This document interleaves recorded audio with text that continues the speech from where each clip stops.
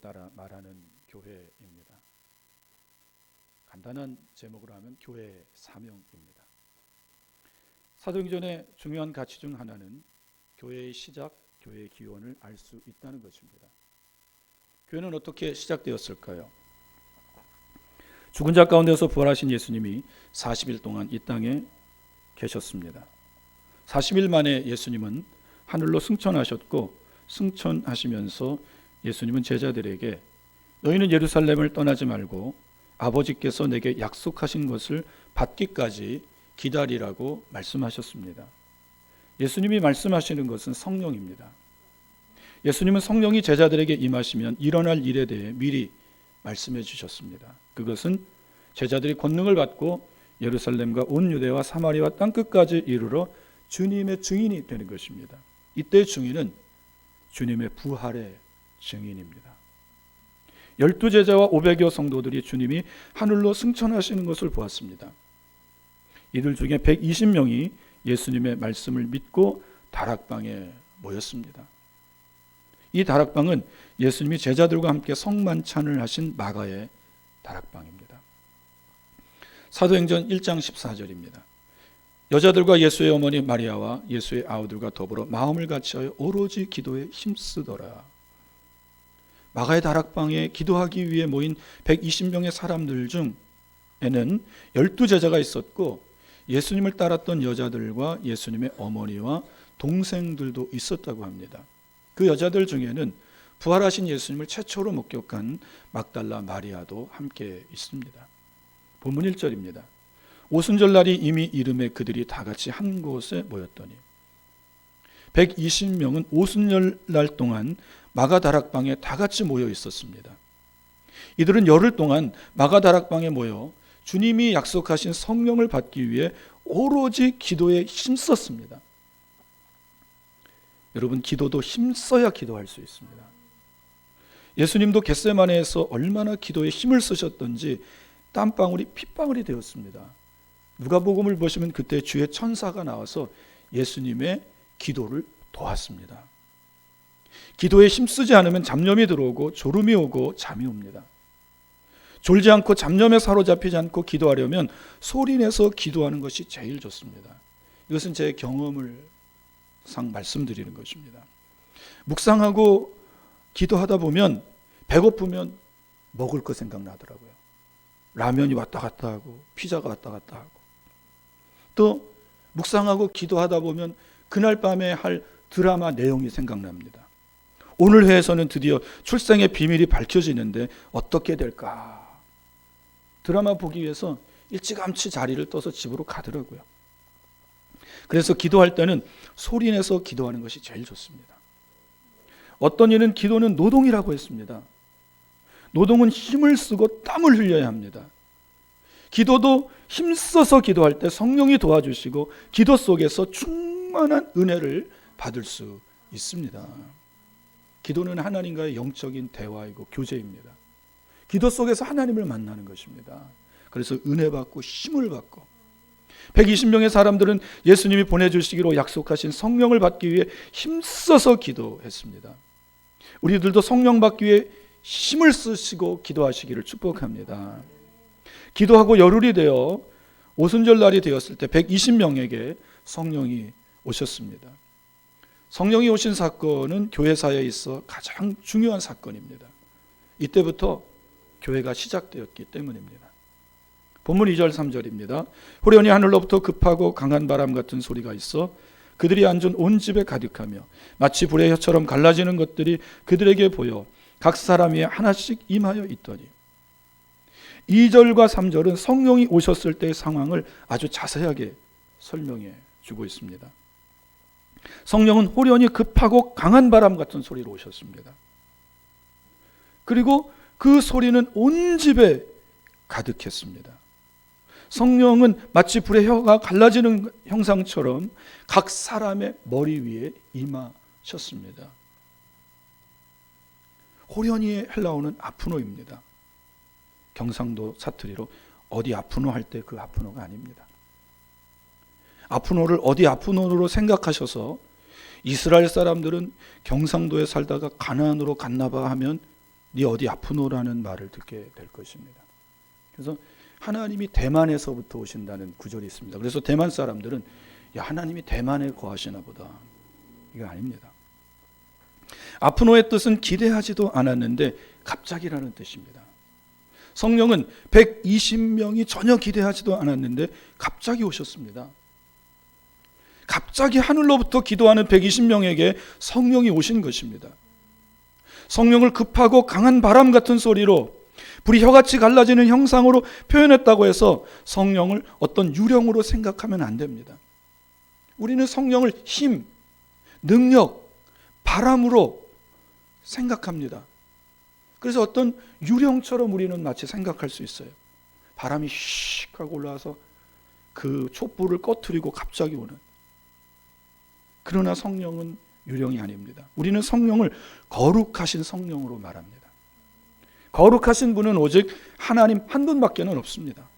성령을 거룩하신 분으로 말하는 것은 성령이 하나님이심을 말해 주는 것입니다. 성령은 삼위일체의 하나님으로서 삼위의 하나님이십니다. 1위가 성부, 2위가 성자, 3위가 성령 하나님이십니다. 성령을 하나님의 영으로 표현하기도 합니다. 이는 성령이 하나님이시라는 말입니다. 성령이 하늘에서 갑자기 120명에게 오신 것은 갑자기 하나님이 하늘에서 이들에게 오신 것입니다. 하나님의 영으로 오신 거예요. 하나님이 120명에게 갑자기 오심으로 이들이 모인 것은 갑자기 교회가 된 것입니다. 교회는 사람으로부터 시작된 것이 아닙니다. 이 말은 교회는 사람이 주인이 아니라는 말입니다. 그래서 교회는 사람이 원하고 사람이 기뻐하는 일을 하는 것이 아닙니다. 교회는 사회봉사단체도 아니고 불우이웃 돕는 것도 아닙니다. 교제나 친교를 위한 것도 아닙니다. 교회는 사람이 임의로 만든 것이 아니기 때문입니다. 교회는 하나님으로부터 시작된 것입니다. 하나님이 교회를 시작하셨습니다. 어떤 특별한 목적을 가지고 교회를 만드셨습니다. 이 말은 교회는 하나님이 주인이시라는 말입니다. 그래서 교회는 하나님이 기뻐하시고 원하시는 그 일을 해야 합니다. 하나님이 기뻐하시고 원하시는 일을 위해 하나님이 친히 교회를 만드셨고 교회를 시작하셨기 때문입니다. 우리는 여기서 교회의 의미를 다시 한번 생각해 보아야 합니다. 교회는 무엇일까요? 교회는 회중, 모임이라는 뜻이 있습니다. 히브리어는 칼, 헬라어로는 에클레시아. 지금 120명이 한 곳에 회중으로 모여 있습니다. 회중이라는 뜻은 세상에서 하나님의 부르심을 받아 함께 모인 무리라는 뜻입니다.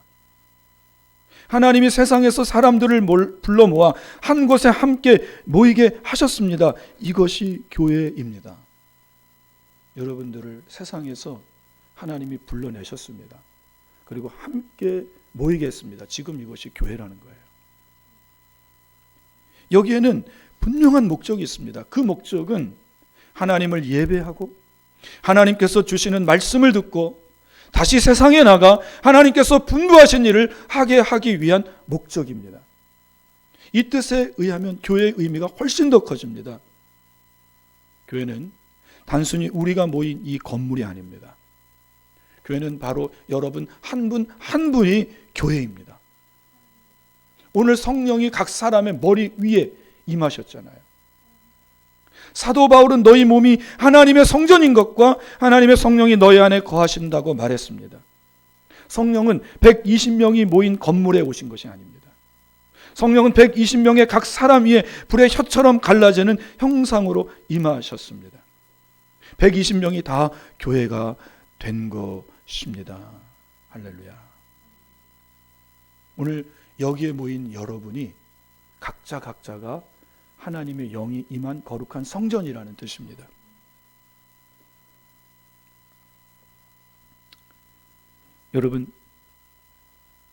여러분의 몸이 거룩하신 성령 하나님이 임하신 성전임을 기억하시고 명심하시기를 바랍니다. 여러분의 몸을 죄의 습관에 따라 더러운 곳에 사용하지 마시기를 바랍니다. 여러분의 몸을 술과 담배로 건강을 해치지 마시기를 바랍니다. 성령이 계신 곳에 어떻게 술과 담배로 우리 몸을 그렇게 성령을 힘들게 할 수 있습니까? 항상 내 몸을 거룩하신 성령 하나님이 거하시고 계신 전임을, 성전임을 기억할 때 내 몸을 거룩하게 사용하고 건강하게 유지하여 언제든지 성령께서 쓰시고자 하실 때 내 몸을 성령께 내드릴 수 있습니다. 120명에게 성령이 오시자 이들에게 어떤 일이 벌어졌습니다. 본문 4절입니다. 그들이 다 성령의 충만함을 받고 성령이 말하게 하심을 따라 다른 언어들로 말하기를 시작하니라. 120명에게 성령이 오시자 그들이 다 성령의 충만함을 받았습니다. 충만이란 뜻은 차고 넘친다라는 뜻이 있습니다. 컵에 물을 붓는데 물이 철철 넘치도록 붓는 것이 충만입니다. 제자들은 차고 넘치도록 성령을 받았습니다.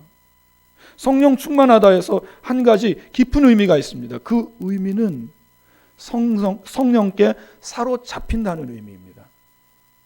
그래서 바울은 술 취하지 말라. 이는 방탕한 것이니 오직 성령의 충만함을 받으라. 술에 취하면 사람이 술의 정신과 육체가 다 사로잡혀요.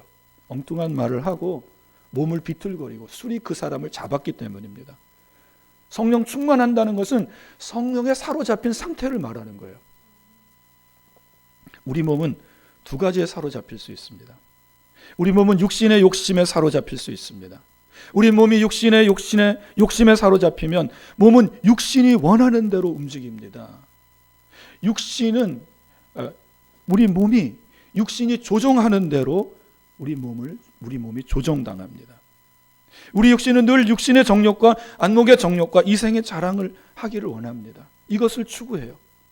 이것이 재미있기 때문입니다. 그리고 이것이 편안하기 때문입니다. 육신의 정욕은 안목의 정욕, 또 이생의 자랑이 다 죄입니다. 야고보서 1장 15절에서 욕심이 잉태한 즉 죄를 낳고 죄가 장성한 즉 사망을 낳는다고 했습니다.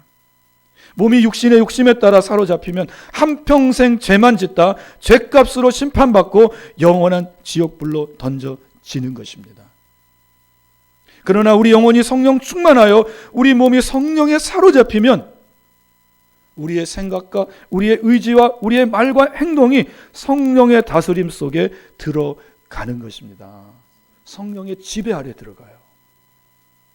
육신에 잡히면 몸은 육신의 지배 아래 들어가 육신의 지배를 당해서 육신의 정욕, 안목의 정욕, 이생의 자랑을 따라 살지만 우리가 성령이 충만하면 성령이 우리를 지배하고 다스립니다. 성령은 거룩하신 하나님이시기 때문에 우리가 성령 충만 받으면 우리의 생각이 거룩해지고 말이 거룩해지고 행동이 거룩해지는 것입니다. 거룩한 생각과 말과 행동을 하려면 거룩한 것을 보아야 합니다. 여러분, 인풋 아웃풋입니다. 들어간 것이 그대로 우리 가운데 나오는 거예요.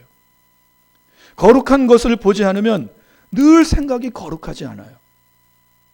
그러면 말과 행동이 거룩하지 않습니다.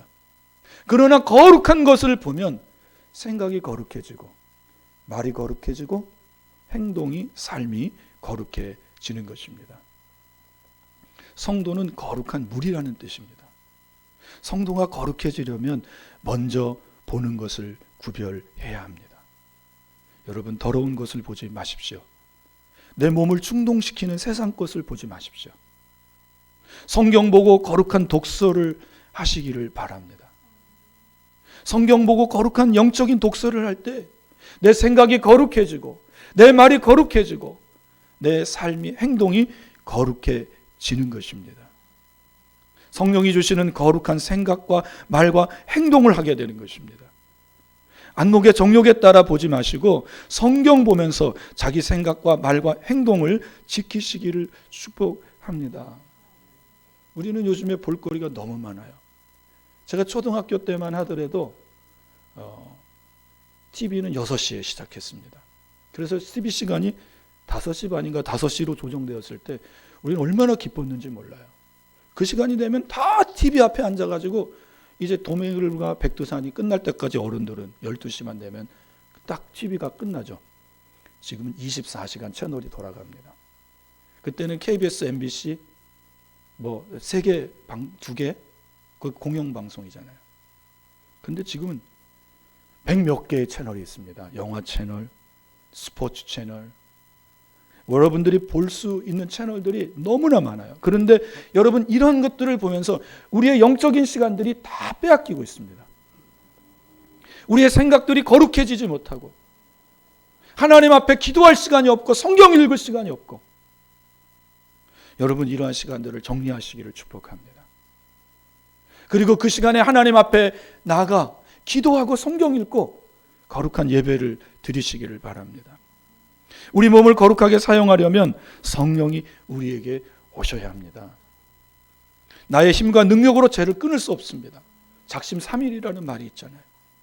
죄를 끊겠다고 작심했지만 3일이 지나면 또 그 죄를 짓고 있습니다. 그래서 성령이 우리에게 오셔야 되는 것입니다. 내 힘으로, 내 능으로 아니 되는 것, 성령의 능력으로 끊을 수 있습니다. 오직 하나님의 영 성령으로 죄를 끊고 이길 수 있습니다. 그래서 우리는 성령 받기 위해 힘써서 기도하시기를 바랍니다. 힘써서 기도하세요. 성령 받기 위해서. 120명 성령 충만함을 받자 이들은 성령이 말하게 하심을 따라 말하기 시작합니다.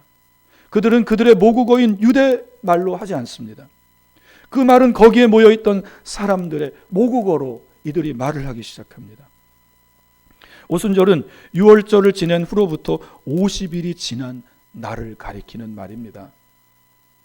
구약에서는 옛날에 모세가 하나님께 시내산에서 10계명을 수여받은 날입니다. 출애굽 50일 만에 시내산에 올랐고 그곳에서 10계명을 받았어요. 신약에서는 마가다락방에 모인 120명이 성령으로 충만함을 받은 날입니다. 기도에 힘써서. 해마다 6월절이 되면 본토 유대인들은 물론이고 해외에 나가 있는 경건한 그 유대인들, 디아스포라라 그러죠. 흩어져 사는 유대인들이 다 예루살렘으로 모입니다. 6월절은 출애굽을 기념하는 날이잖아요. 그래서 이들이 출애굽할 때 먹었던 그 양고기를 불에 구워서 먹고 무교병을 일주일 동안 먹으면서 하나님이 어떻게 애굽에서 자기 조상들을 구원해냈는지 함께 부흥회를 하는 겁니다. 또 광야에 나가 또 수카 초막을 짓고 그곳에서 직접 살아보기도 합니다. 그 6월절은 여자들까지 다 예루살렘으로 하나님 올라오도록 명령합니다. 다른 절기는 12세 이상의 성년이 된 남자들만 올라오게 합니다. 그러나 6월절은 여자들까지. 왜냐하면 6월절 식사를 다 같이 해야 되니까. 그래서 예수님의 어머니 마리아도 6월절 때에 예수님이 성년식을 치르고 12세 때에 예루살렘으로 처음 올라가시잖아요. 그리고 예수님을 고향으로 내려오시는 중에 잃어버리는 그런 사건이 있습니다. 6월절이 되면 유대인들 또 해외에 사는 수많은 흩어져 사는 유대인들이 다 예루살렘으로 모입니다. 그리고 유대교로 개종한 외국인들이 6월절을 보기 위해 예루살렘에 옵니다. 이들은 오순절까지 50일이 지나는 날까지 이곳에서 있으면서 하나님의 역사를 보기 위해 모여 있습니다. 사도행전 2장 9절부터 11절에는 이들의 나라가 언급되었습니다. 이들은 16개국에서 온 사람들입니다. 더 이상의 사람들이 더 모였어요. 이 사람들이 하는 말을 들어보십시오. 본문 5절 8절입니다. 그때 경건한 유대인들이 천하 각국으로부터 와서 예루살렘에 머물러 있더니 이 소리가 나며 큰 무리가 모여 각각 자기의 방언으로 제자들이 말하는 것을 듣고 소동하여 다 놀라 신기하게 여겨 이르되 이 말하는 사람들이 다 갈릴리 사람이 아니냐? 우리가 각 사람이 난 곳 방언으로 듣게 되는 것이 어찌 됨이냐?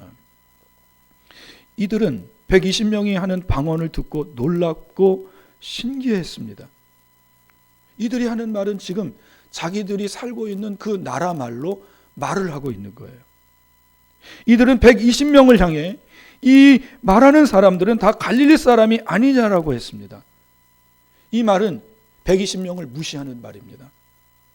빌림에게 예수님을 소개받은 나다나엘도 갈릴리에서 무슨 선한 것이 날 수 있느냐고 비웃었습니다. 예수님이 갈릴리 분이셨거든요. 지금 외국에서 온 디아스포라 유대인들도 이들을 무시하는 말을 하는 것입니다. 저들은 다 갈릴리 촌사람들이 아니냐. 그런데 어찌하여 저들이 우리 말로써 지금 이 말을 하고 있느냐라는 것입니다.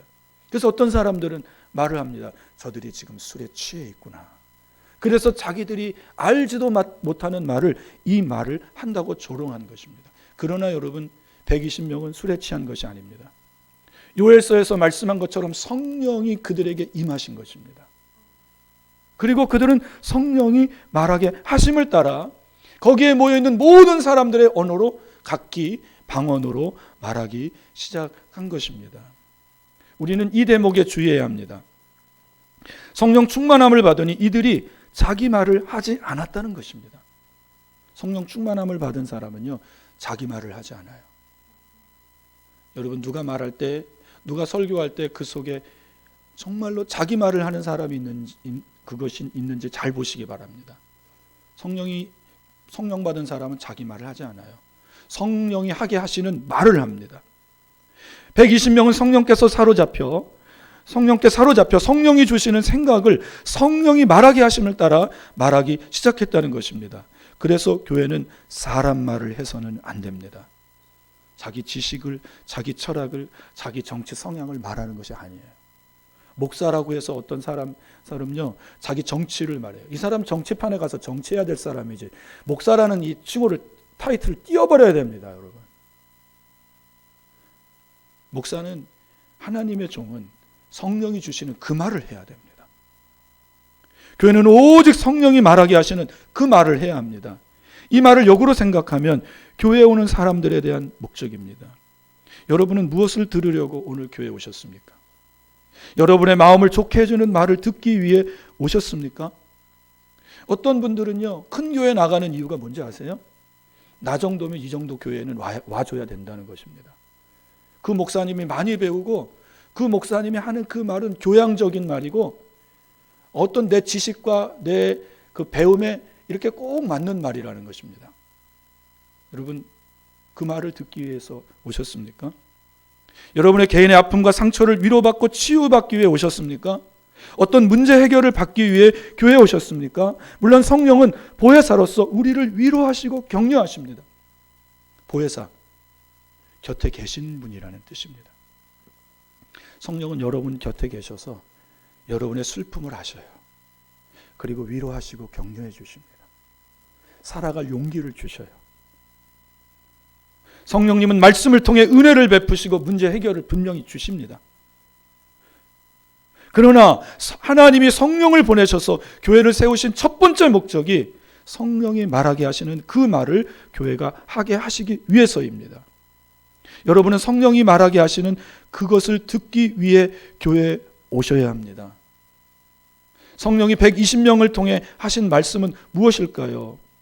사도행전 2장 11절 하반절입니다. 우리가 다 우리의 언어로 하나님의 큰 일을 말함을 듣는도다 하고, 이들은 16나라 말로, 자기 나라 말로 하나님의 큰 일을 말했습니다.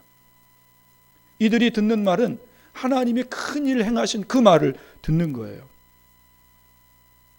120명이 성령 충만하여 말한 하나님의 큰 일은 무슨 말일까요? 여러분, 제가 지난 3주 동안 했던 말이 바로 이 말입니다. 저는 다시 한번 이 말을 반복합니다. 사도행전 2장 23절 24절입니다. 그가 하나님께서 정하신 뜻과 미리 아신 대로 내준 바 되었거늘 너희가 법 없는 자들의 손을 빌려 못 박아 죽였으나 하나님께서 그를 사망의 고통에서 풀어 살리셨으니 이는 그가 사망에 매여 있을 수 없음이라. 제가 3주간 여러분에게 했던 설교가 이 설교 아닙니까? 너희가 빌라도의 권세를 빌려서 십자가에 못 박아 죽인 예수를 하나님이 살려내셨다는 것입니다. 여러분, 하나님이 하셨습니다. 우리는 하나님을 사람처럼 생각해서는 안 됩니다. 하나님이 사람처럼 능력이 제한되고 사람과 같은 보편적인 일을 하고 보편적인 말을 하고 그 능력을 행한다면 우리 하나님 믿을 필요가 없습니다. 그러나 우리 하나님은 전능하신 하나님이십니다. 죽은 자도 능히 살려낼 수 있는 하나님이십니다. 여러분, 하나님을 믿으십시오. 하나님은 아들 예수를 죽은 자 가운데서 내셨습니다. 제자들은 지금 120명의 성도들은 방언으로 이 말을 하는 거예요. 그들은 이 말을 듣고 있습니다. 이들이 말한 더 중요한 내용이 있습니다. 저는 지난 3주간 이 구절을 인용했습니다. 저는 다음 주에도 이 구절을 중심으로 설교를 다시 한 번 더 설교하고 싶어요. 사도행전 2장 36절입니다. 그런즉 이스라엘 온 집은 확실히 알지니 너희가 십자가에 못 박은 이 예수를 하나님이 주와 그리스도가 되게 하셨느니라. 할렐루야. 이들이 성령의 말하게 하심을 따라 말한 말은 너희가 십자가에 못 박아 죽인 예수를 하나님이 살려내셨고 그 예수를 너희의 주와 그리스도가 되게 하셨다는 말입니다. 하나님이 예수님을 주와 그리스도가 되게 하셨다는 이것이 기독교의 진리이며 핵심 교리입니다. 그리스도, 너희의 구세주가 되게 하셨다는 거예요, 여러분. 너희의 죄를 대신해서 십자가에 죽으셨고 너희의 죄에서 너희를 구원하신 분이 바로 예수님이다라는 것입니다. 하나님이 그 예수님을 너희의 구세주로 주셨다는 것입니다. 오늘날 교회는 이 말을 해야 합니다. 만일 교회가 이 말을 해주지 않는다면 그 교회는 하나님께 징계를 받고 반드시 심판을 받게 될 것입니다. 왜냐하면 하나님이 교회를 세우시고 시작하신 목적이 바로 하나님이 죽은 예수를 살려내셔서 죄인들의 주와 그리스도가 되게 하셨다는 말을 하기 위해서입니다. 로마서 10장 13절부터 17절입니다. 누구든지 주의 이름을 부르는 자는 구원을 받으리라. 그런즉 그들이 믿지 아니하는 일을 어찌 부르리요? 듣지도 못한 일을 어찌 믿으리요? 전파하는 자가 없이 어찌 들으리요? 보내심을 받지 아니하였으면 어찌 전파하리요? 기록된 바 아름답도다 좋은 소식을 전하는 자들의 발휘함과 같으니라. 그러나 그들이 다 복음을 순종하지 아니하였도다. 이사야가 이르되 주여 우리가 전한 것을 누가 믿었나이까 하였으니 그러므로 믿음은 들음에서 나며 들음은 그리스도의 말씀으로 말미암았느니라. 하나님의 사람들에게 성령을 보내셔서 충만하게 하시는 목적은 하나님이 죽은 자 가운데서 살려내셔서 죄인들의 주와 그리스도가 되게 하신 예수님을 전하고 예수님을 믿고 예수님의 이름을 부르는 자를 구원하시기 위해서입니다. 영혼 구원을 위해서 성령을 부어주셨고 그들을 통해서 전하게 하시는 것입니다. 하나님이 죄인들을 구원하시기 위해 바로 교회를 세우신 것입니다. 사도 바울은 예수를 믿지 않는 사람들은 예수의 이름을 부를 수 없다고 말합니다. 그렇죠. 믿지 않는 자가 어떻게 예수의 이름을 부를 수 있겠습니까? 그 이유에 대해 이들이 예수의 이름을 듣지 못했기 때문이라고 합니다. 예수의 이름을 들어보지도 못했는데 어떻게 예수의 이름을 부르고 구원을 받을 수 있겠습니까? 사도 바울은요, 논리가 정연한 사람입니다. 나는 말의 조란자라고 했지만 논리는 굉장히 강합니다. 이 글 하나하나를 보십시오. 로마서는 모든 성경의 아주 진주 같은 성경이거든요. 저는 이 성경을 좀 더 성숙한 다음에 좀 설교하고 싶어요. 좀 더 깊이 기도하면서. 그리고 바울은 이들이 예수의 이름을 부르지 않는 더 근본적인 이유를 말했습니다. 그것은 예수의 이름을 전파하는 자가 없는데 어찌 이들이 예수의 이름을 불러 구원을 얻을 수 있느냐는 것입니다. 전파하는 자가 없는데 어찌 들을 수 있고, 듣지 못했는데 어떻게 믿을 수 있고, 믿지 않는데 어떻게 예수의 이름을 부를 수 있느냐는 거죠.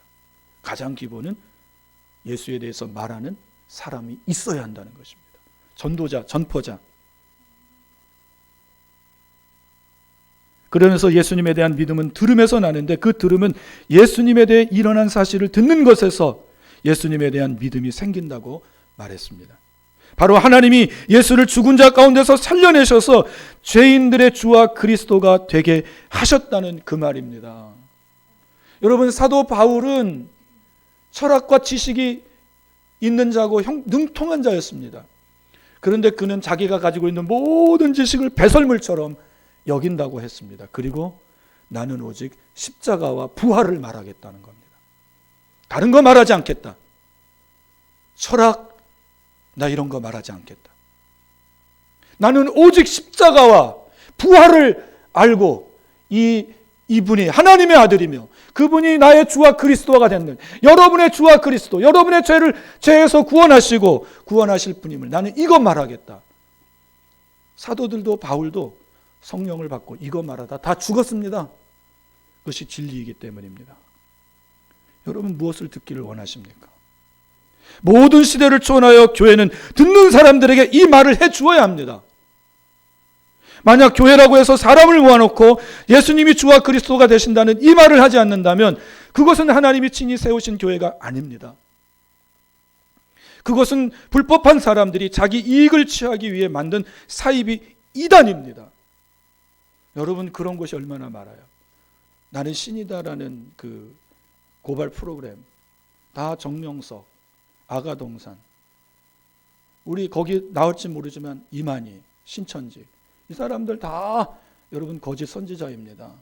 이 사람들 다 속아 넘어가고 있습니다. 이 사람들한테. 어떤 목사님이 말씀하시더라고요. 내가 우리 성도들한테 이 나는 신이다 내용을 잘 알려주기 위해서 다 보겠다고 봤는데 20분이 되니까 구역질이 나서 더 이상 못 보겠대요. 구역질이, 영적으로 깨끗한 사람들이 이거 보면 구역질이 납니다. 신경질이 납니다. 그리고 어떻게 이런 것을 믿을 수 있느냐고 말합니다. 그리고 실제로 돌아온 사람들에게 당신은 어떻게 그런 것을 믿었습니까? 라고 말하면 그들이 신경질 낸대요. 나도 왜 그랬는지 모른다고. 그래서 주님은 과거를 묻지 않는 거예요. 돌아온 탕자에게 너 어디서 썼어? 기분 나빠서 도망갑니다. 에이 기분 나빠 또 나갑니다. 그래서 돌아온 사람은요 묻지 않는 거예요. 주님이 다 역사하셨기 때문에. 여러분 다 이런 사람들, 자기 불법한 사람들이고 자기 이익을 취하기 위해 이 교리를 만들어냈고, 이 어리석고 순진한 사람들, 어리석은 사람들, 순진한 게 아닙니다. 여기 넘어가는 어리석고 미련한 사람들입니다. 그것은 사람의 재산을 갈취하기 위한 절도요, 사람의 영혼을 죽이는 강도의 소굴입니다. 예수님이 말씀하시잖아요. 나보다 먼저 온 자는 다 절도요 강도라고. 오늘날 교회는 성령이 말하게 하심을 따라 말해야 합니다. 여러분 교회라고 다 교회 아닙니다. 이 사람들 다 대한예수교 장로에 간판 걸어놓고 위장교회 만들어 놓고 사람들 다 속여서 끌고 갑니다. 속지 마십시오. 그 교회 가면 가만히 들어보세요. 누가 예수님인지, 사람이 예수님인지, 정말 예수님이 예수님인지 들어보세요. 그거 듣고 아 이거 아니다 싶으면 빨리 나와야 하는데 고개 꿰어버립니다. 그래서 교회는 성령이 말하게 하심을 따라 말하는 교회가 참 교회입니다. 요한복음 15장 26절입니다. 내가 아버지께로부터 너희에게 보낼 보혜사 곧 아버지께로부터 나오시는 진리의 성령이 오실 때 그가 나를 증언하실 것이요. 예수님은 진리의 성령이 오시면 성령이 예수님을 증언하실 것이라고 말씀해 주셨습니다. 성령은 예수님을 증언하는 영이십니다. 성령은요 절대로 자기 개인의 말을 하지 않아요. 하나님이 주시는 말을 합니다. 성령도. 왜? 그 영이 하나님의 영이기 때문입니다. 또 보세요. 사도행전 16장 6절 7절입니다. 성령이 아시아에서 말씀을 전하지 못하게 하시거늘 그들이 부르기아와 갈라디아 땅으로 다녀가 무시아 앞에 이르러 비두니아로 가고자 했으되 예수의 영이 허락하지 아니하시는지라. 바울이 아시아로 가서 예수를 전하려 했지만 성령이 허락하지 않았습니다. 바울은 성령을 예수의 영이 허락하지 않는다고 표현했습니다.